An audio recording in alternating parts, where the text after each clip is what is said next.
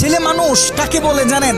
যে তার নিজের কলিজা ছেঁড়া কষ্ট ভাতের লোকমার সাথে প্রতিনিয়ত গিলে খায়, তাকে ছেলে মানুষ বলে। একটা ছেলে যখন বড় হয় সে তার নিজের বাবাকে গিয়ে এই কথাটা বলতে পারে না, বাবা আমি প্রচুর পরিমাণে ডিপ্রেশনে আছি, আমি অনেক সমস্যার ভিতরে আছি, আমার একটু তোমার সাপোর্টটা দরকার, কারণ তোমার ছেলের তুমি ছাড়া এত আপন তো আর কেউ নাই। বাবা তোমার ছেলের মাথায় একটু হাত বুলিয়ে দাও, সামান্য সময়ের জন্য হলেও তোমার ছেলেকে একটু বুকে টেনে নাও। তুমি যদি একটু আমাকে তোমার বুকে টেনে নাও তাহলে আমার কষ্ট অনেকটা কমে যাবে। ছেলেরা এই কথাগুলো কখনোই তাদের বাবাকে গিয়ে বলতে পারে না। ছেলেরা কখনো নিজের মাকে জড়িয়ে ধরে কান্না করতে পারে না, because people say boys don't Cry. ছেলেদের মুখে কান্না মানায় না, এ কারণে ছেলেরা নিজে কষ্টে পড়লে কাউকে একটু কান্না করেও বলতে পারে না। খুব খেয়াল করে দেখবেন, একটা ছেলে খাবার খাওয়ার আগে যে কখনো প্লেটটা ধুয়ে খাবার খায় নাই, এই ছেলেটাও নিজের সবটা দিয়ে চেষ্টা করে নিজের ফ্যামিলি, নিজের প্রিয় মানুষটার মুখে হাসি ফোটানোর জন্য। অনেক ছেলে দেশে পরিশ্রম করে, অনেক ছেলে প্রবাসে বছরের পর বছর নিজের ফ্যামিলি, নিজের প্রিয় মানুষের মুখে হাসি ফোটানোর জন্য পড়ে থাকে।